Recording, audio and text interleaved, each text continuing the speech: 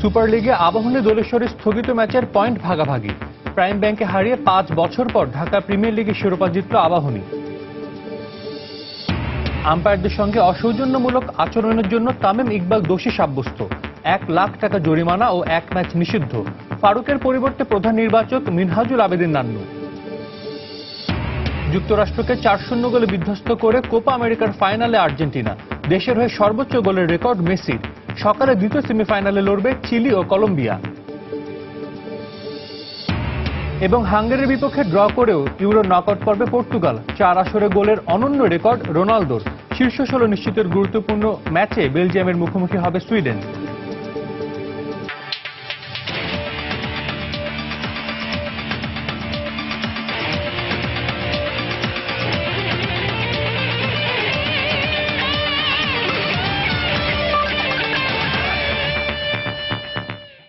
বিশ্বের নানা প্রান্তের খেলাধুলার খবর, সেই সাথে ক্রীড়াঙ্গনে ঘটে যাওয়া নানা গল্প, এসব নিয়ে আমাদের নিয়মিত আয়োজন খেলার সময় আপনাদের সবাইকে স্বাগত জানাচ্ছি আমি সাজিদ মুস্তাহিদ। দর্শক, ঢাকা প্রিমিয়ার লিগ ও দেশের ক্রিকেটের বিভিন্ন ইস্যু নিয়ে আজ আমাদের সঙ্গে কথা বলতে স্টুডিওতে উপস্থিত আছেন দৈনিক কালের কণ্ঠের উপসম্পাদক মোস্তফা মামুন। মামুন ভাই, আপনাকে স্বাগত আমাদের স্টুডিওতে। আজকে প্রিমিয়ার লিগ শেষ হলো, আরেকটি মৌসুম, নানা বিতর্ক নিয়ে এইসব নিয়ে একটু কথা বলবো এবং নান্নু ভাইকে প্রধান নির্বাচক করা হয়েছে, এসব নিয়ে কথা বলবো। তার আগে আমরা রিপোর্ট আছে দুটি, সেগুলো দেখে আসি। ঢাকা প্রিমিয়ার লিগ ক্রিকেটের খবর। তামিম ইকবালের সেঞ্চুরি আর সাকলেন সজীবের বিধ্বংসী বোলিংয়ে 5 বছর পর আসরের শিরোপা জিতল আবাহনী লিমিটেড। সুপার লিগের শেষ রাউন্ডের ম্যাচে প্রাইম ব্যাংককে 115 রানের বিশাল ব্যবধানে হারিয়েছে তামিম ইকবালের দল। প্রাইম দোলেশ্বরের সাথে অমীমাংসিত ম্যাচের পয়েন্ট ভাগাভাগি হওয়ায় শিরোপা নিশ্চিত হয় খালেদ মাহমুদ সুজনের দলের। আগে ব্যাট করে 316 রানের পাহাড় গড়ে আবাহনী, জবাবে 201 রানে অল আউট হয় প্রাইম ব্যাংক। আবাহনীর শ্রেষ্ঠত্বের মধ্য দিয়ে শেষ হলো ঢাকা প্রিমিয়ার লিগ। নানা সমীকরণ আর চড়াই উতরাই পেরিয়ে এসে শিরোপার মুকুট পড়ল আকাশী নীলরা। সুপার লিগের শেষ রাউন্ডে জয়ের পরও ঝুলে ছিল শিরোপা। তবে প্রাইম দোলেশ্বরের সাথে অমীমাংসিত ম্যাচে পয়েন্ট ভাগাভাগি হওয়ার সাথে মিটে যায় ধোঁয়াশা, আর 23 পয়েন্ট নিয়ে 5 বছর পর শিরোপা পুনরুদ্ধার করে আকাশী নীলরা। শিরোপার দৌড় থেকে ছিটকে যাওয়া প্রাইম ব্যাংকের বিপক্ষে ফেভারিট ছিল আবাহনী। মিরপুরের টস জেতা দল আগে ফিল্ডিং করবে, এবারের লিগে যেন তা প্রায় নিয়ম হয়ে গিয়েছিল। তবে এই নিয়মকে ভেঙে আগে টস জিতে ব্যাটিংয়ের সিদ্ধান্ত নিল আবাহনী। রানের খাতা খোলার আগেই রুবেলের শিকার হয়ে সাজঘরে ফেরেন লিটন দাস। শান্ত দীনেশ কার্তিকরাও উইকেটে বেশিক্ষণ থিতু হতে পারেননি। তবে মোসাদ্দেক হোসেনকে নিয়ে 173 রানের জুটি গড়ে ইনিংস মেরামতের চেষ্টা করেন তামিম ইকবাল। 142 রানের অধিনায়কোচিত ইনিংস খেলে আউট হন তামিম, আর 78 রান করে কাটা পড়েন মোসাদ্দেক সৈকত। শেষ দিকে রাজুর 10 বলে 26 রানের ঝোড়ো ইনিংসে শেষ পর্যন্ত 7 উইকেটে 316 রানের পাহাড় গড়ে আবাহনী। জবাবে দারুণ শুরু করে প্রাইম ব্যাংক। 72 রানের উদ্বোধনী জুটি করে ব্যক্তিগত 23 রানে আউট হন উন্মুক চাঁদ। আরেক ওপেনার মেহেদী মারুফ অবশ্য সচল রাখেন রানের চাকা। 69 রানে আউট হন মেহেদী। নুরুল হাসান, সাব্বির রহমানরা উইকেটে আসা যাওয়ার মিছিলে সামিল হন। এরপর অধিনায়ক শুভাগত হোম 51 রান করলেও টেইলেন্ডারদের ব্যর্থতায় 201 রানে গুটিয়ে যায় প্রাইম ব্যাংক। 58 রান দিয়ে এবারের লিগে এক ইনিংসে সর্বোচ্চ 7 উইকেট নেন সাকলাইন সজীব। ম্যাচ সেরার পুরস্কার পান আবাহনী অধিনায়ক তামিম ইকবাল। নাসির সুলতান, সময় সংবাদ, ঢাকা। ঢাকা প্রিমিয়ার ক্রিকেটে নিজেদের শেষ ম্যাচে জয় পেল প্রাইম দোলেশ্বর। টস জিতে ফিল্ডিং নিয়ে দোলেশ্বর 143 রানে আটকে দেয় লিজেন্ডস অফ রূপগঞ্জকে। জবাবে 24 ওভার 1 বল বাকি থাকতেই 7 উইকেটের জয় তুলে নেয় নাসির হোসেনের দল। এদিকে ফতুল্লায় মোহামেডানকে 17 রানে হারিয়েছে ভিক্টোরিয়া স্পোর্টিং ক্লাব। ফলে চতুর্থ স্থানে থেকে এবারের লিগ শেষ করেছে ভিক্টোরিয়া। এমন দিনও ব্যাটিং দেখলে কে বলবে এই রূপগঞ্জ শিরোপা প্রত্যাশী। জমজমাট প্রিমিয়ার লিগে যেখানে শেষ রাউন্ডের উত্তাপ ছড়াচ্ছিল চারিপাশে, সেখানে বিপর্যস্ত লিজেন্ডসের ব্যাটিং। ব্যাটসম্যানদের ব্যর্থতায় প্রথম ইনিংস শেষেই হার মানে রূপগঞ্জ। ওয়ানডেতে সৌম্যের গড় 49.2, কিন্তু প্রিমিয়ার লিগে তার ছাপ কই। আবাহনীর বিপক্ষে 84 বাদে বলার মতো সংগ্রহ নেই এই ড্যাশিং ওপেনারের। দোলেশ্বরের বিপক্ষে ফর্মহীনতার ধারাবাহিকতা বজায় রেখে করলেন 14। আলামিনের প্রথম স্পেলেই নেই রূপগঞ্জের 2 ওপেনার। এরপর রাহাতুলের ঘূর্ণিতে পর্যুদস্ত মিডল ও লোয়ার মিডল অর্ডার। 10 ওভারে 36 রান দিয়ে 4 উইকেট নিয়েছেন সিলেটের এই বাঁহাতি স্পিনার। দুঃখের সংসারে খানিকটা আশার আলো দেখানোর চেষ্টা করেন এবারের লিগে রূপগঞ্জের সর্বোচ্চ রান সংগ্রাহক আসিফ আহমেদ রাতুল। শেষ পর্যন্ত রাতুল অপরাজিত ছিলেন 59 রান করে, আর রূপগঞ্জ অল আউট হয় 143 রানে, তাও 8 ওভার 4 বল বাকি থাকতেই। ছোট লক্ষ্য তাড়া করতে নেমে 16 রানে ইমতিয়াজ তান্নাকে হারায় দোলেশ্বর, আর রাকিবুল রানের চাকা সচল রাখেন রনি তালুকদারকে সঙ্গী করে। 70 রানের জুটি গড়েন এ দুজন। এরপর শচীন বেদীও নেমে খেলেন 23 রানের কেমিও। রাকিবুল 66 রান করে অপরাজিত থেকে দলকে এনে দেন 10ম জয়, আর নিজে বনে যান এবারের প্রিমিয়ার লিগের সর্বোচ্চ রান সংগ্রাহক। টানা দ্বিতীয়বারের মতো রানার্স আপ হল দোলেশ্বর। আর নিজের অলরাউন্ড পারফরমেন্সে দলকে উজ্জীবিত রাখা নাসির হোসেন সফল এক মৌসুম কাটানোর স্বস্তি ব্যক্ত করেছেন। আমি রান করেছি 528 সম্ভবত, আর আমার এভারেজ 74 কত জন। ওভারঅল ঠিক আছে, আর বোলিং যেটা টিমের যখন যেটা দরকার ছিল আর কি আমি সেভাবে করার চেষ্টা করছি। রায়হান মাসুদ, সময় সংবাদ, সাভার। দর্শক, আপনাদের আগেই জানিয়েছিলাম আমাদের সঙ্গে কথা বলতে স্টুডিওতে উপস্থিত আছেন দৈনিক কালের কণ্ঠের সম্পাদক মোস্তফা মামুন। মামুন ভাই, প্রায় 2 মাসের লড়াইয়ের পর নতুন চ্যাম্পিয়ন পেল আবাহনী। অনেক ঘটনাবহুল একটা টুর্নামেন্ট ছিল, কিন্তু এবার একটা বলা যায় শেষ পর্যন্ত আবাহনী কিন্তু তাদের যে জয়টা পেল সেটাও বলা যায় যে এক প্রকার বিতর্কিত। কারণ যেটা বলা যায় যে একটা ম্যাচ স্থগিত হলে এরপর 10 দিন পর সেটার একটা ভার্ডিক্ট আসলো। ওভারঅল এবার লিগটা নিয়ে কি বলবেন?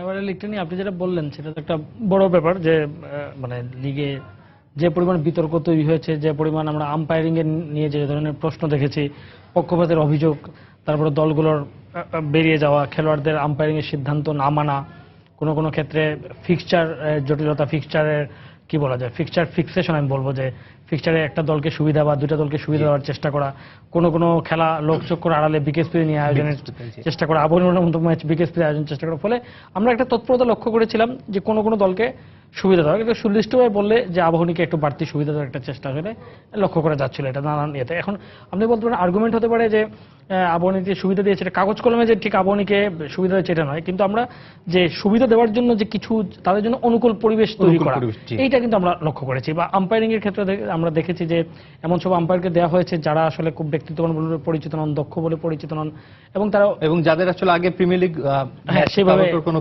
অভিজ্ঞতা নেই, এরকম আম্পায়ার। ফলে মনে হয়েছে যে পুরো জিনিসটা এক ধরনের আবাহনী কিছু বাড়তি সুবিধা পেয়েছে। এটা হচ্ছে একটা দিক।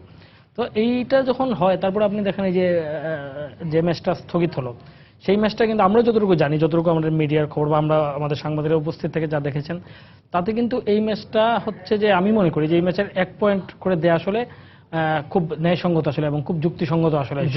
জয়টা ছিল দোলেশ্বরের প্রাপ্য, প্লাস হচ্ছে যে কার কারণে ম্যাচটা হলো না, কার কারণে ম্যাচটা হলো না, কিন্তু মূলত হচ্ছে যে আবাহনীর কারণে, আবাহনীর অধিনায়ক এবং তাদের সমর্থকদের চাপের কারণে আম্পায়াররা বেরিয়ে গিয়েছিলেন। তো যখন একটা দলের চাপের কারণে আম্পায়াররা করতে পারছে না, তো স্বাভাবিক তাদের নিশ্চয়ই সিদ্ধান্ত হবে। কিন্তু আমরা দেখলাম যে সেটা তো 1 পয়েন্ট হলো, সেটা আরেকটা আলোচনা, কিন্তু সেটা এমনভাবে ঝুলিয়ে এমন সময় করা হলো যে লিগের ওভারঅল রেজাল্ট কি হলো, যেমন আমি ঠিক নিশ্চিত না যে যদি আবাহনী আজকে পয়েন্টটা এরকম হতো যে এই ম্যাচে 1 পয়েন্ট পেলে আবাহনী চ্যাম্পিয়ন হবে না, এরকম যদি হতো তাহলে আসলে ফলটা কি আসতো, মানে এই তদন্ত কমিটি কি রেজাল্ট দিত। তার মানে আমার দেখেন হয়তো তদন্ত কমিটি ফেয়ারলি তাদের মনে হচ্ছে এটা ফেয়ার, কিন্তু এই যে প্রশ্নটা কিন্তু উঠে যাচ্ছে আমাদের মনে, তার মানে পুরো জিনিসটার মধ্যে এক ধরনের আবাহনী শিরোপা পেয়েছে 5 বছর পর। আবাহনীর মতো দল, যারা দেশের অত্যন্ত জনপ্রিয় দল ছিল একসময়, হ্যাঁ ক্রিকেটে অত্যন্ত সফল দল, এবং বাংলাদেশের ক্রিকেটে যে বিস্তারের ক্ষেত্রে, উত্থানের ক্ষেত্রে কিন্তু আবাহনীর একটা বিরাট ভূমিকা আছে। আমরা দেখি যে আবাহনী কিন্তু বিদেশি প্লেয়ার এনে, মানে প্রথম যদি আমরা বলি কনসিস্টেন্ট বেসিসে রমন লাম্বা, সামারা শেখারা, তারপর ফেয়ার ব্রাদার দানা, যারা টার্নিং পয়েন্ট ছিল, সেরকম খেলা এই দলে ওয়াসিম আকরামের মতো খেলোয়াড় খেলেছেন, এটা কিন্তু আবাহনী করেছে। এবং সবকিছু মিলে আবাহনী কিন্তু ক্রিকেটে অনেক অবদান। আমাদের ন্যাশনাল টিমের ক্যাপ্টেন একটা বড় সময় কিন্তু প্রায় সব ক্যাপ্টেন ছিলেন আবাহনীর। আমরা যদি আকরাম খান ফারুকদের সময়টা বলি, একটা লম্বা সময়, নাইমুর রহমান, ওই সময়টা তো সবাই আবাহনীর ক্যাপ্টেন। ফলে সবকিছু মিলে যখন এই যে দল, আমি কিন্তু খুব হতাশ হয়েছি যে আমার মাঝে মধ্যে মনে হচ্ছে আবাহনী দলের প্রতি, আবাহনীর ঐতিহ্যের প্রতি আসলে অসম্মান করছেন বর্তমানে যারা দায়িত্বে আছেন। আবাহনী তার মতো করে খেলবে, জিতবে, এইভাবে তো আবাহনী করেছে, কখনো জিতেছে কখনো জিতেনি। আবাহনী সমর্থন, যে কোটি কোটি মানুষ আবাহনীকে সমর্থন করেছে, এই জন্য নয় যে তারা সবসময় জিতে, এই জন্য করেছে যে তারা কখনো জিতে কখনো হারে, লড়াই করে ভালো খেলে সমর্থকদের আনন্দ দেয়। কিন্তু এইবার মনে হয়েছে যে কিছু মানুষ আসলে তাদের জায়গা থেকে, ইগোর জায়গা থেকে আসলে তাদের ইগোটা প্রতিষ্ঠা করতে গিয়ে আমি মনে করি যেটা আবাহনীকেই অসম্মান করা হয়েছে। কারণ আবাহনীর অবস্থা, আবাহনীর নামটি তার মানে আবাহনীর অবস্থা এত খারাপ হয়ে গেছে যে আম্পায়ারিং বিতর্ক, তারপরে ফিক্সচারের সুবিধা নেওয়া, অন্য দলের কাছে বাড়তি অ্যাডভান্টেজ নিয়ে আবাহনীকে শিরোপা জিততে হবে। সেই শিরোপার জন্যই কি মানে এত মানুষ, এখন তো আসলে ওইভাবে বাংলাদেশে আবাহনী মানে কেউ সমর্থন করে না, এখন অল্প কিছু কর্মকর্তা ছাড়া, মিডিয়া ছাড়া কারো কোনো আগ্রহ নেই। বাট সেই সমর্থক যারা মানে আজ থেকে 10-12 বছর আগে যারা আবাহনীর জন্য গলা ফাটাতেন, আমার ধারণা যে তাদের কাউকে এই আবাহনী আনন্দ দিতে পারেনি, বরং এই আবাহনী তাদেরকে কষ্ট দিয়েছে। আরেকটি বিষয়, এবারে লিগে আমরা কিছু ম্যাচ দেখেছিলাম, 2-1টি ম্যাচ টাই হয়েছে, কিছু ম্যাচ লাস্ট বলে গিয়ে শেষ হয়েছে। তো মাঠের পারফরম্যান্স, খেলার যদি কথা বলি, সেটার মান কেমন ছিল? সেটার মানে একটা জিনিস হচ্ছে, প্রথম কথা আমি একটু বলে নিই আবাহনী প্রসঙ্গে, যেমন আবাহনী প্রসঙ্গে ঠিক এই কথাগুলো বলার পরেও কিন্তু আবার আবাহনীকে কিছু ক্রেডিট দিতে হবে, স্পেশালি সুপার লিগে কিন্তু তারা খুব ভালো খেলেছে, প্রতিটি ম্যাচ তারা ভালো খেলেছে, কনভিনসিংলি জিতেছে, এবং হচ্ছে আপনি সাকিব আসার পর আসলে দলের মধ্যে এক ধরনের প্রাণ সঞ্চার হয়েছে।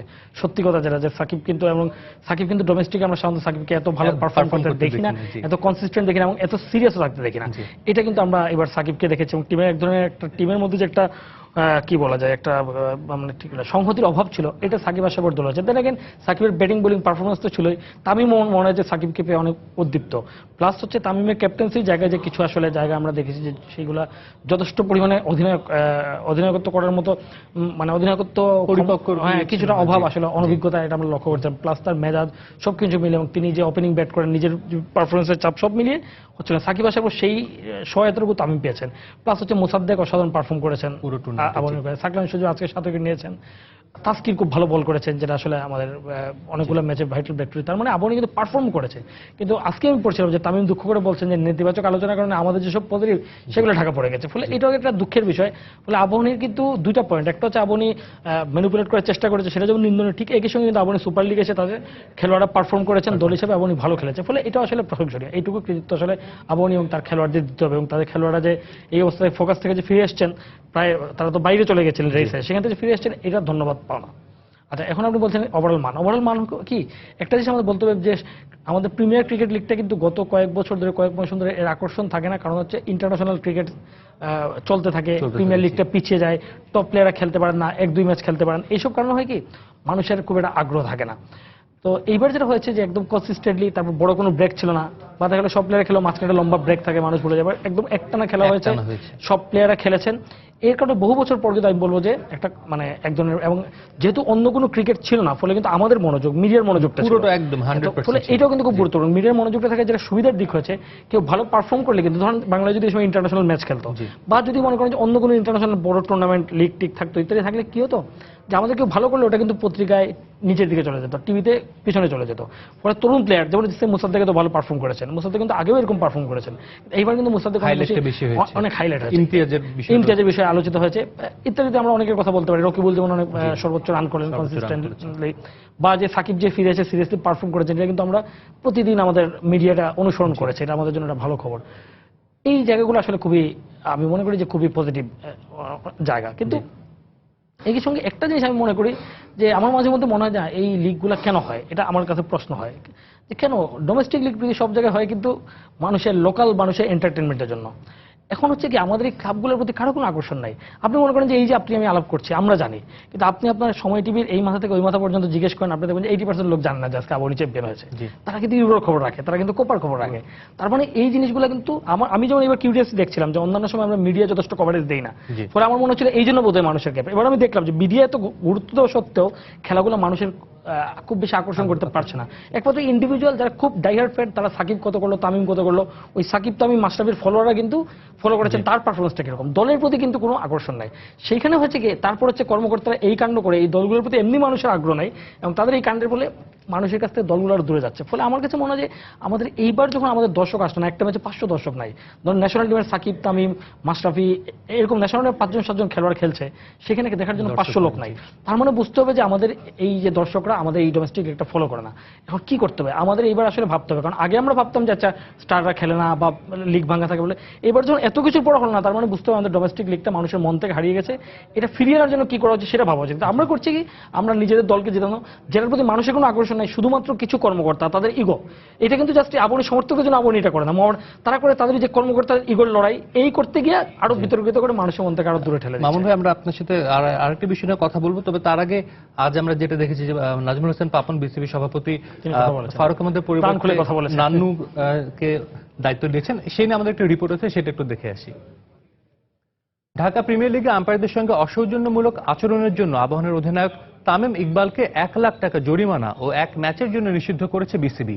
সেই সঙ্গে নাসির হোসেনকে 20,000 টাকা জরিমানা করা হয়েছে। এছাড়া দ্বিস্তর বিশিষ্ট নির্বাচক প্যানেলের চূড়ান্ত অনুমোদন দিয়ে মিনহাজুল আবেদিন নান্নুকে প্রধান নির্বাচকের দায়িত্ব দিয়েছে বিসিবি।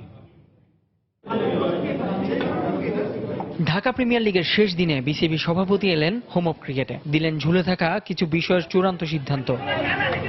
গেল 12 জুন বিকেএসপিতে প্রাইম দোলেশ্বরের বিপক্ষে সুপার লিগের গুরুত্বপূর্ণ ম্যাচে আম্পায়ারদের সঙ্গে অসৌজন্যমূলক আচরণের জন্য আবাহনী অধিনায়ক তামিম ইকবালের শাস্তি কি হবে, পরিত্যক্ত সেই ম্যাচের ফলাফল কি হবে, এই বিষয়গুলো নিয়ে আলোচনা সমালোচনা ছিল কিছুদিন ধরেই। অবশেষে সুরাহা হলো বিষয়গুলোর। তামিমের পাশাপাশি শাস্তির মুখে পড়লেন নাসির হোসেনও। তামিম ইকবালকে 1 লক্ষ টাকা জরিমানা করা হয়েছে এবং নেক্সট বিসিবির নেক্সট খেলা একটা ম্যাচও সাসপেন্ড তাকে করা হয়েছে। নাসির হোসেনেরও ব্যাপারেও ম্যাচ রেফারি বা আম্পায়াররা কমপ্লেন করেছে, 20,000 টাকার একটা জরিমানা করা হয়েছে। পণ্ড হয়ে যাওয়া সেই ম্যাচে বিষয়টি নিয়ে সংবাদ সম্মেলনে কোনো সিদ্ধান্তে পৌঁছানোর ব্যাপারে ধোঁয়াশা থাকলেও শেষ পর্যন্ত পয়েন্ট ভাগাভাগি করার সিদ্ধান্ত আসে ক্রিকেট বোর্ড থেকে। অনুমোদন হয় দ্বিস্তরের নির্বাচক প্যানেল, যাতে প্রধান নির্বাচকের দায়িত্ব দেওয়া হয় মিনহাজুল আবেদিন নান্নুকে। আমাদের নতুন যে প্যানেল হচ্ছে ওখানে চিফ সিলেক্টর হিসেবে মিনহাজুল আবেদিন নান্নুকে আমাদের চিফ সিলেক্টর হিসেবে মনোনয়ন দিচ্ছি। উই হ্যাভ সিলেক্টেড হিম।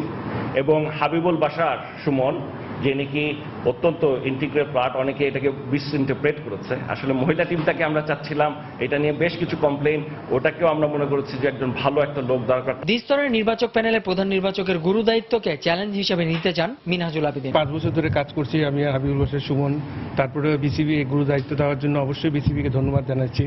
এবং আমরা যে প্রসেসে কাজ করে যাচ্ছিলাম অবশ্যই ওই প্রসেসেই কাজ করে যাব। ইনশাআল্লাহ বাংলাদেশের ক্রিকেট আরো উপরের দিকে নিয়ে যাওয়ার জন্য কাজ করে যাব। এদিকে সাবেক প্রধান নির্বাচক ফারুক আহমেদ সরে দাঁড়ানোর কথা বললেও তার কাছ থেকে পদত্যাগের এখনো কোনো আনুষ্ঠানিক ঘোষণা আসেনি। নাসির সুলতান, সময় সংবাদ, ঢাকা। দর্শক, আমরা আবার আলোচনায় ফিরছি মোস্তফা মামুনের সঙ্গে। মামুন ভাই, এই যে প্রধান নির্বাচক নিয়ে যে বিষয়টা হচ্ছে গত কয়েকদিন ধরে, এটা আসলে অনেক আগে থেকে, প্রায় 2 মাস আগেই অফ দ্য রেকর্ডে কিন্তু ফারুক আহমেদ বলেছিলেন যে তিনি যদি এটা করা হয় তিনি থাকবেন না। তো সবসময় আমরা দেখেছি যে গত বিসিবি প্রেসিডেন্টের আমলেও কিন্তু এরকম ছিল, প্রধান নির্বাচকের সাথে প্রেসিডেন্টের দ্বন্দ্ব, এবারও একই দেখছি। না, প্রথম হচ্ছে যে এখানে বেশ কিছু বিষয়। প্রথম কথা হচ্ছে যে এই দ্বিস্তর বিশিষ্ট যে নির্বাচক কমিটি, এটার দরকারটা কেন হলো আমি আসলে এটাই বুঝতে পারি না। যে পৃথিবীর সব জায়গায় তো একশো বিশিষ্ট নির্বাচকে চলছে, তো আমরা আসলে কি এমন কি ডিফারেন্ট সর্ট অফ ক্রিকেট খেলছি, বা আমরা এই ক্রিকেট সংস্কৃতিকে নতুন ভাবে তৈরির চিন্তা করছি যে আমাদের একটা দ্বিস্তর বিশিষ্ট নির্বাচক লাগবে। আসলে নির্বাচক সংখ্যাটা বাড়ালে কিন্তু সেটা আরো কার্যকর, সেটা হতে পারে। নির্বাচক 5 জন থাকে, বাংলাদেশে 5 জনও ছিলেন এক সময়, বাংলাদেশে ছিলেন, অন্য দেশে আছে 4 জন। অনেক দেশে কোচ নির্বাচক কমিটির পার্ট, অনেক দেশে হচ্ছে যে, এবং আমাদের এখানে ডেভট পর্যন্ত ছিলেন, উনি পার্ট ছিলেন। বা এক সময় যখন নাইমুর রহমান এবং খালেদ মাসুদ ছিলেন, তখন তাদেরকেও ক্যাপ্টেনকেও মানে ডাকা হতো নির্বাচক কমিটির মিটিং এ। ফলে দের মধ্যে চান্স, এবং সেটা তো পৃথিবীতে কাস্টম আছে। কিন্তু আমার পয়েন্টটা হচ্ছে যে, ধরেন যদি এমন হতো যে বাংলাদেশ খুব খারাপ করছে, বাংলাদেশ ক্রিকেট টিম, এবং হচ্ছে আমাদের সিলেক্টররা প্রপার খেলোয়াড়দের চান্স দিতে ব্যর্থ হচ্ছে, কিন্তু আমরা দেখি কি উল্টা চিত্র। আমরা যদি দেখি যে গত 1.5-2 বছরে কিন্তু বাংলাদেশের সিলেকশনের জায়গা থেকে বাংলাদেশ খুবই অসাধারণ জায়গা আছে। কারণ বাংলাদেশ যে সমস্ত তরুণ খেলোয়াড়দের আমাদের নির্বাচকরা সুযোগ দিয়েছেন, তারা প্রত্যেকে পারফর্ম করেছে। আপনি সৌম্য বলেন, মুস্তাফিজ তো আছে, তারপরে আরাফাত সানি, তাকেও আনা হয়েছে, তারপর হচ্ছে তাসকিন, এই সিলেকশন প্যানেলে আমলেই তো আরো কয়েকজন আছে। ঠিক একই রকম ফারুক আহমেদ যখন প্রথমবার নির্বাচক ছিলেন, তখন কিন্তু উনি সাকিব, তামিম, মুশফিকদের ব্রেক দিয়ে বাংলাদেশ টিমের একটা হার্ট তৈরি করেছেন, যার উপর বাংলাদেশের উন্নতির বেসটা তৈরি হয়েছে। এবং এবারে কিন্তু উনি আরেকটা দল, একটা ভবিষ্যতের দল তৈরি করে দাঁড় করাচ্ছিলেন। তখন তার মানে selection committee was doing fine. এখন একটা প্রশ্ন হচ্ছে, আমরা যেটা শুনতে পেয়েছিলাম যে কোচের সঙ্গে তার একটা দ্বন্দ্ব হচ্ছিল, কোচ একরকম চাচ্ছিলেন, অনেক জায়গাগুলো ক্ল্যাশ করছিল না। এখন সেটার সমাধান কিন্তু এটা না, সেটার সমাধান হতে পারতো যে কোচ হচ্ছে সিলেকশন কমিটির পার্ট, উনিও থাকবেন, আলোচনা করে সিদ্ধান্ত হবে, এবং আলটিমেটলি এটা বোর্ড সভাপতির কাছে যেত, তার কাছেই লাস্ট অনুমোদন। এখন মাঝখানে আসলে আরেকটা স্তর সৃষ্টি করা, মানে তারা একটা সিলেক্ট করবে, আরেকটা হচ্ছে স্তর সৃষ্টি করা, দেন এগেইন হচ্ছে ম্যানেজারকে কেন আসলে মেম্বার করতে হবে। ইনসিডেন্টালি আমাদের ম্যানেজার হচ্ছে এখন ক্রিকেটিং প্লেয়ার, কিন্তু সাধারণত তো কোনো দলের ক্রিকেট ম্যানেজার তো অ্যাডমিনিস্ট্রেটিভ ম্যানেজার থাকেন। ফলে এমন তো না যে ভবিষ্যতে এই ম্যানেজার অ্যাডমিনিস্ট্রেটিভ ম্যানেজার হতে পারে, দেখা গেল যে নন ক্রিকেটিং লোক আসলো, তো উনিও কি পার্ট থাকবেন? এবং যে যুক্তিগুলো দেওয়া সেগুলো খুবই অদ্ভুত। যে কোচ, আমি আজকে শুনলাম যে অধিনায়করা নাকি, অধিনায়কদের যে মতামত, খেলোয়াড়দের মতামত নাকি উনি ট্রান্সফার করবেন ইয়ের কাছে। প্রথম কথা হচ্ছে খেলোয়াড়দের মতামত মানে কি? খেলোয়াড়দের মতামত বলে কোনো কিছু নাই। এই ধরেন কোন খেলোয়াড়ের মতামত? আমরা তো আমাদের দেশে 14 জনের মতামত দিয়ে দল করবো না, 14 জন আমাদেরকে রাখেন, তাহলে তো দল করে লাগবে না। আর আমরা অধিনায়কের কিছু চাহিদা, এই জন্যই অধিনায়ক ক্রিকেটে আগে সিলেক্ট করা, তাহলে অধিনায়ক থাকলেই হতো, সিম্পল। মানে এটা এখন অধিনায়ক কথা বলতে পারবে না। এখন অধিনায়ক যদি কোচকে ভয় পায়, তাহলে তো মনে করেন যে এটা, মানে এটা সমাধান তো এটা না যে ম্যানেজারকে মাঝখানে ঢুকে দেবে। এটা হচ্ছে একটা পয়েন্ট। তৃতীয় হচ্ছে যে, দেখেন এই যে ফারুক ভাই, মানে যে ফারুক আহমেদ, উনি চলে গেলেন। আমাকে আসলে অনেকগুলো জায়গা আছে এর মধ্যে, যে কষ্ট দিচ্ছে যে ফারুক আহমেদ এটা প্রতিবাদ করলেন, উনি মনে করলেন যে এটা তার জায়গা থেকে বা সিস্টেমটা ব্রেক হচ্ছে, কিন্তু তার যে 2 জন সঙ্গী, তারা কিন্তু মনে করেন প্রতিবাদ করলেন না। ফারুক আহমেদ প্রতিবাদ করার সঙ্গে সঙ্গে মিনহাজুল আবেদিন নান্নু এবং হাবিবুল বাশার সুমন থেকে গেলেন। জি। তার মানে কি প্রমাণিত হলো? প্রমাণিত হলো যে ফারুক আহমেদ ভুল, তাই না? কিন্তু আমরা যদি দেখি তাহলে ফারুক আহমেদ ভুল নন, কারণ ফারুক আহমেদ যে যুক্তিগুলো দেখিয়েছেন সেগুলো যথেষ্ট গ্রহণযোগ্যতা আছে। আচ্ছা, অবশ্যই। আচ্ছা, তাহলে এখন আমার ইয়েটা হচ্ছে যে আমাদের ক্রিকেটাররাই ক্ষেত্র বিশেষে ঠিক তাদের মর্যাদা অনেক ক্ষেত্রে রাখতে পারেন না। যেমন ধরেন এখন যখন এটা হচ্ছে, এটা তো ক্রিকেট মানে নির্বাচক মানে তো x cricketer, x national captain, ফলে তাদেরকেই অমর্যাদা করা হচ্ছিল। ফলে তাদের জায়গা থেকে যদি তারা তিনজনই বলতেন যে আমরা থাকবো না এবং করা উচিত না, তাহলে জিনিসটা কি হতো, ক্রিকেট প্রতি রিথিং করতো। কিন্তু যেহেতু দেখা গেল যে ফারুকের জায়গায় আরেকজন রেডি, এবং আমরা জানি যে দৌড়ঝাঁপ শুরু হয়েছিল আরো অনেকে, আসলে মিনহাজুল আবেদিন রান্না হতে রাজি হয়েছেন, কারণ উনি রাজি না হলে আরো কয়েকজন তদবির করছিলেন। তো তার মানে কি আমাদের ক্রিকেটের জায়গাটা, যারা আমাদের ক্রিকেট অভিভাবক, তারাও আসলে সিস্টেমের পক্ষে না, তারা আসলে ব্যক্তিগত স্বার্থের পক্ষে। এটা আমাকে যথেষ্ট কষ্ট। আমরা আরেকটা just ছোট করে জানতে চাইবো যে ওভারঅল গত কয়েক মাসে বাংলাদেশের আসলে মাঠের বাইরের বিভিন্ন কারণে অনেক বেশি আলোচনায় আছে। বাংলাদেশের মাঠের কোনো খেলা নেই আন্তর্জাতিক, নেক্সট খেলা একদম সেপ্টেম্বর অক্টোবরে। তো এই বিষয়গুলো নিয়ে যে বিসিবি একের পর এক আপনার বিভিন্ন সিদ্ধান্ত নিচ্ছে, যেগুলো নেতিবাচক, অনেক আলোচনা তৈরি করতেছে, ওভারঅল ক্রিকেটের কতটা এফেক্ট করবে বাংলাদেশের? ওভারঅল ক্রিকেটে তো ধরেন এক ধরনের তো এফেক্ট করার কথা। প্রথম কথা এফেক্ট করার কথা কি, আমি যেমন মনে করি যে হাথুরুর সিং খুব ভালো কোচ, এবং হাথুরুর সিং এর মানে খেলোয়াড়কে চেনার ক্ষমতা এটাও কিন্তু অসাধারণ। আবার ফারুক আহমেদের অসাধারণ। হাথুরুর সিং এর বিষয়টা হচ্ছে কি, উনি তো ঘুরে ঘুরে খেলা দেখবেন না, ফলে হচ্ছে কি হাথুরুর সিং এর তাদেরকেই দেখতে পান যাদেরকে ফ্রেমে নিয়ে আসা হয়, এদের মধ্যে কে ভালো কে মন্দ, 30 জন 25 জন। কিন্তু এর বাইরে ওই 30 জন 25 জনকে পিক করতে হলে তো একটা আই দরকার। সেই আইটা বাংলাদেশের যে কারো হচ্ছে ফারুক আহমেদের ভালো ছিল, এই বিষয়ে সন্দেহ না, এটা হিস্ট্রি প্রমাণ করছে। তো এখন তাকে সরিয়ে দেওয়া হলো, ফলে আমার কাছে কেন জানি মনে হয় যে এর একটা লং টার্ম একটা ইফেক্ট আমরা হয়তো এই মুহূর্তে কোনো ইফেক্ট হবে না, কারণ হচ্ছে এই মুহূর্তে যারা আছে আমরা তাদেরকে চিনি, আমরা এখন মুস্তাফিজকে চিনি, তাসকিনকে চিনি, 25 চিনি, কিন্তু এর বাইরে যারা আছে তাদেরকে আনার ক্ষেত্রে কতটা কাজে লাগবে এটা দেখা যাক। মিনহাজুল আবেদিন নান্নু অনেকদিন দায়িত্ব পালন করেছেন, হাবিবুল বাশার আছেন, দেখি চ্যালেঞ্জটা কেমন দেন। কিন্তু এটার একটা পড়ার কথা, আমি ইয়ার কারণে, ফারুক বেড ট্রেডিশনের কারণে বলছি। বাট যেটা হচ্ছে, এবং এই যে বিস্তর বিশিষ্ট নির্বাচক, এটার প্রবলেম হবে কি, নির্বাচকরা কনফিডেন্স পাবেন না, কারণ নির্বাচকরা জানেন যে আমরা একটা টিম সিলেক্ট করবো, সেটা হচ্ছে আবার আরেক জায়গায় পাস করতে হবে। ফলে তাদের যে বিশ্বাস ছিল, তাদের যে জায়গাটা ছিল, সেই জায়গাটা থাকবে না, সেই ইভেন সেই মর্যাদাবোধ জায়গাটা থাকবে না। ফলে তারা যথেষ্ট দক্ষতার সঙ্গে কাজ করতে পারবেন বলে আমার মনে হয় না, যথেষ্ট মানে আগের মতো কি বলে স্বচ্ছন্দের সঙ্গে কাজ করবে। তার ফলে এটা একটা প্রবলেম দেখা দিবে। তারপরে হচ্ছে এরপরে আমরা যে লিগে যা দেখলাম, এই সব কিছু মিলিয়ে মনে হচ্ছে আমাদের ক্রিকেটটা এক ধরনের যে ক্রিকেটিং সংস্কৃতিকে বিকশিত করার বদলে আমরা আসলে নতুন ধরনের ক্রিকেট সংস্কৃতি তৈরি করতে চাচ্ছি, যে ক্রিকেট সংস্কৃতিতে আসলে মানে চলমান যে প্রথাটা প্রতিষ্ঠিত, সেইটাকে মেনে চলার বদলে আমরা আসলে নিজেদের ইগো, নিজেদের চিন্তা এবং সেই চিন্তাগুলো কাজে লাগানোর চেষ্টা করছি।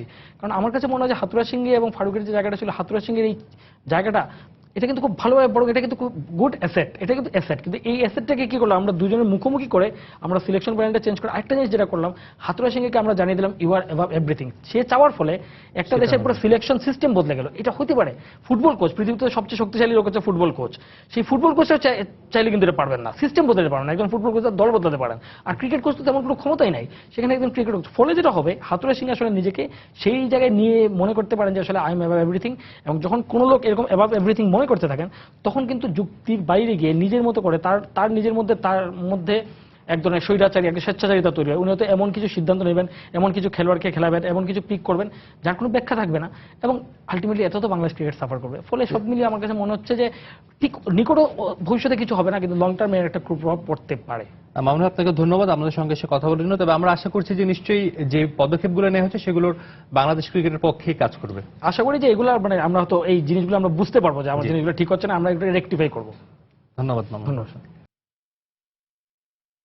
জয় নিয়েই স্বপ্নিল ফাইনালে জায়গা করে নিল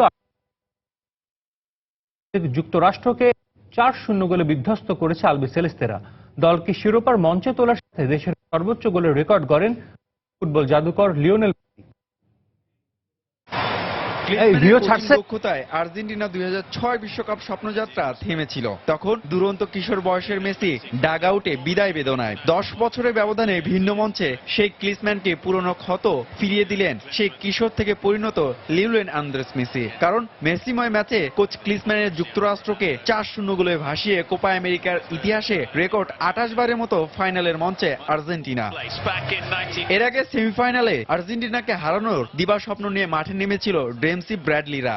মার্কিন মুলুক জুড়ে মেসি ভক্তদের ছড়াছড়ি, কিন্তু এদিন যুক্তরাষ্ট্রের ফুটবল পিয়াসীদের নয়নমণি মেসি চক্ষুশূল হয়ে ওঠেন। কারণ ম্যাচের বয়স যখন মাত্র 3 মিনিটের ঘরে, তখনই মেসির অ্যাসিস্টে লাবিজ্জির গোলে পিছিয়ে পড়ে স্বাগতিকরা। ম্যাচের আগে থেকে মার্কিন ফুটবল গবেষণার পুরোটা জুড়ে ছিলেন লিওনেল মেসি। তবে ক্ষমতাশালী দেশটি কোনো নিউক্লিয়ার উদ্ভব করতে পারেনি মেসি নামক ফুটবল বিস্ফোরককে ঠেকাতে। তাই তো 32 মিনিটে মেসি মিসাইল জ্বলে পুড়ে দগ্ধ হলো যুক্তরাষ্ট্র আর মুগ্ধ হলো ফুটবল বিশ্ব। এই গোলে গ্যাব্রিয়েল বাতিস্তুতাকে পেছনে ফেলে দেশের হয়ে সর্বোচ্চ 55 গোলের রেকর্ড করেন LM10। প্রথমার্ধে আর্জেন্টিনা ডি বক্সে আক্রমণে যাবার সুযোগই পায়নি যুক্তরাষ্ট্র। দ্বিতীয়ার্ধে হয়তো খেলায় ফিরবে স্বাগতিকরা এমন স্বপ্নও বুঝছিল হোস্টনে প্রায় 71,000 সমর্থকেরা। কিন্তু কই, উল্টো দ্বিতীয়ার্ধের শুরুতেই হিগুয়েনের গোলে স্কোরলাইন 3-0 নেয় আলবিসেলেস্তেরা। দৃশ্যপটে আবারও মেসি। রেফারি শেষ বাঁশি বাজার 4 মিনিট আগে যুক্তরাষ্ট্রের ডিফেন্স গুড়িয়ে দিলেন আর্জেন্টাইন প্রাণভোমরা। নিজে গোল করতে পারতেন, তবে হিগুয়েনকে দিয়ে গোল করিয়ে তার সার্থকতা খুঁজে নিলেন নিঃস্বার্থ footballer Lionel Andres Messi. Humayun Kabir রোজ, সময় সংবাদ। খেলার সময় আরও যা থাকছে। ফেডারেশন কাপের প্রথম সেমিফাইনালে বৃহস্পতিবার মুখোমুখি হবে আরামবাগ ও বিজেএমসি। অধরা শিরোপা জয়ের পথে এগিয়ে যাওয়ার লক্ষ্য দু দলেরই।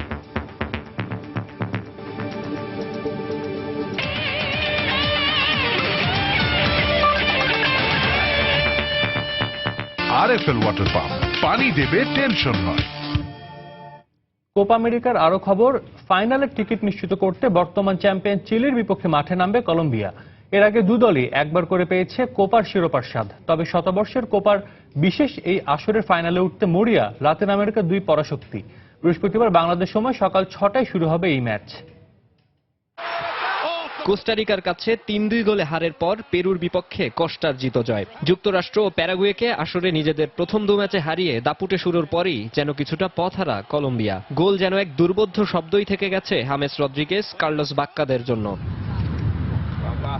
2001-এ ঘরের মাটিতে একমাত্র শিরোপা জয়ের পর কোপার আসর থেকে টানা 4 বার হতাশ হয়ে দেশে ফিরতে হয়েছে লস ক্যাফেতেরোস বাহিনীর। মূলত 90-এর দশকে বিশ্বের ফুটবল মঞ্চ দাপিয়ে বেরিয়ে লাতিন আমেরিকার অন্যতম পরাশক্তি হয়ে ওঠে কলম্বিয়া। ফিফা র্যাঙ্কিংয়েও নিজেদের সেরা অর্জন 3 নম্বরে আছে হোসে পেকারম্যানের শিষ্যরা। 15 বছরের অধরা ট্রফির আরও একটু কাছে যেতে গ্যালারিতে হলুদ পতাকার উচ্ছ্বাস ছড়ানো পারফরম্যান্স উপহার দিতে হবে কার্লোস ভালদেরামা, ফস্তিনো অ্যাসপিরিলার উত্তরসূরিদের।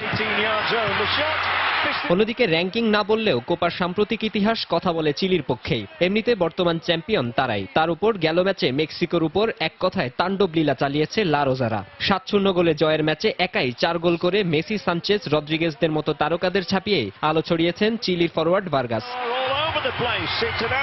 আসরে এ পর্যন্ত 4 ম্যাচে 14 গোলই বলে দেয় গোলের তৃষ্ণাটা কতটা গাঢ় তাদের।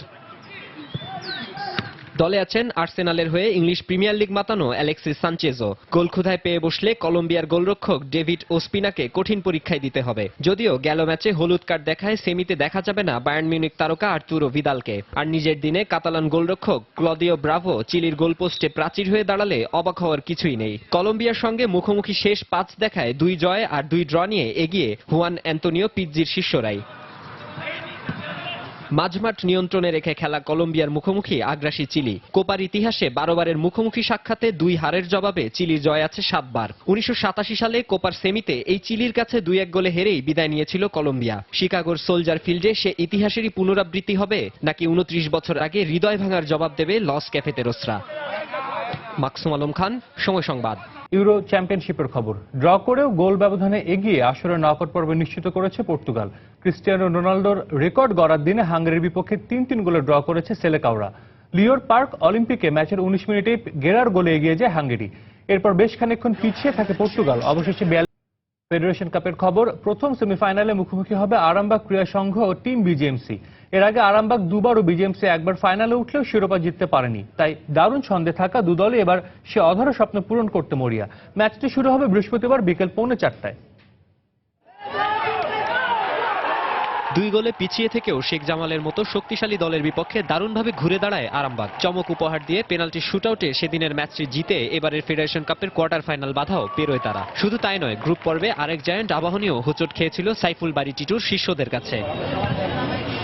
ফেডারেশন কাপের ইতিহাসে দুবার ফাইনালে উঠলেও ট্রফি শব্দটি এখনো হাত ফসকে যাওয়া এক বস্তুর নামই আরামবাগের কাছে। বাঘা বাঘা প্রতিপক্ষ বধ করে আবারও সেমির মঞ্চে উঠে তাই পুরনো হিসেবটা মিটিয়ে ফেলতে মরিয়া তারা। দলে আছেন ছন্দে থাকা নাইজেরিয়ান ফরওয়ার্ড কেস্টার একন আর ক্যামেরুনিয়ান ইয়োকো স্যামনিকদের মতো বিদেশিরা। অভিজ্ঞতার বিচারে পিছিয়ে পড়লেও সাম্প্রতিক পারফরমেন্সে সুফিল জাফর ইকবালরাও নেহায়েত কম যান না। তারপরও মাটিতেই পা রাখছেন কোচ। কাউকে উইকার বলতে আমি রাজি না, কারণ আমরা তো আমাদেরকে অনেক উইক বলছিল। সো টুর্নামেন্টে এনিথিং ক্যান হ্যাপেন। গোল না খেলেই বরং জেতার সুযোগটা থাকবে শেষ পর্যন্ত এবং এক গোলেও জিতে আসতে পারেন। স্পেশালি আব্দুল্লাহ পারভেজের ব্যাপারে আমরা জানি ও সব সময় পরে নামানো হয় ওকে, এবং ওই ব্যাপারে আমরা সতর্ক থাকবো। সেমিফাইনাল বলে আলাদা চাপ নেওয়ার কিছু নেই।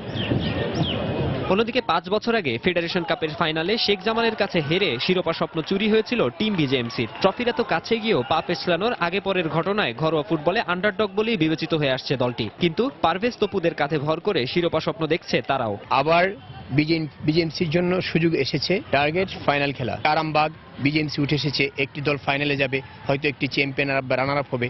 এটা ফুটবলের জন্য খুব ইতিবাচক। প্রথম সেমিফাইনালে যেই জিতুক ফেভারিটের তকমা লাগা দু দলের ফাইনাল খেলার অঘোষিত নিয়মের ব্যতিক্রম যে এবার হচ্ছে তা নিশ্চিত। অনেক দুঃসংবাদের মাঝে এটিকেই ইতিবাচকভাবে দেখছেন ফুটবল সংশ্লিষ্টরা। মাকসুম আলম খান, সময় সংবাদ, ঢাকা। ভারত জিম্বাবুয়ে টি-20 সিরিজ প্রসঙ্গ। উত্তেজনাপূর্ণ ম্যাচে জিম্বাবুয়েকে 3 রানে হারিয়ে 2-1 ব্যবধানে সিরিজ জিতল ভারত। হারারেতে টস হেরে আগে ব্যাট করে 6 উইকেটে 138 রান করে ধোনির দল। জবাবে ভারতীয়দের নিয়ন্ত্রিত বোলিংয়ে 6 উইকেটে 135 রানে থামে জিম্বাবুয়ের ইনিংস। হারারেতে সিরিজ নির্ধারণী ম্যাচে টস হেরে ব্যাটিংয়ে নেমে দলীয় 27 রানে 2 ওপেনার মনদীপ ও লোকেশ রাহুলকে হারায় ভারত। রাহুল 22 ও মনদীপ করেন 4 রান। এরপর মনীষ পান্ডের রানের খাতা খোলার আগেই সাতঘরে ফিরলে রাইডুকে নিয়ে দলের হাল ধরেন যাদব। তবে যাদবের 58 ও অক্ষর প্যাটেলের অপরাজিত 20 রানে ভর করে 6 উইকেটে 138 রান করে ভারত। জবাবে দলীয় 17 রানে চিবাবার উইকেট হারায় জিম্বাবুয়ে। এরপর নিজের 50তম টি-20 ম্যাচে 15 রান তুলে হ্যামিল্টন মাসাকাদজা আউট হলে সিবান্দার 28 ও পিটার মুরের 26 রানে কিছুটা আশার আলো দেখে জিম্বাবুয়ে। এরপর মারুমার 23 রান ছাড়া ভারতীয় বোলারদের নিয়ন্ত্রিত বোলিংয়ে আর কেউ ব্যক্তিগত স্কোর 20-এর কোটায় পৌঁছাতে পারেনি। ফলে 6 উইকেটে 135 রানে থামে জিম্বাবুয়ের ইনিংস।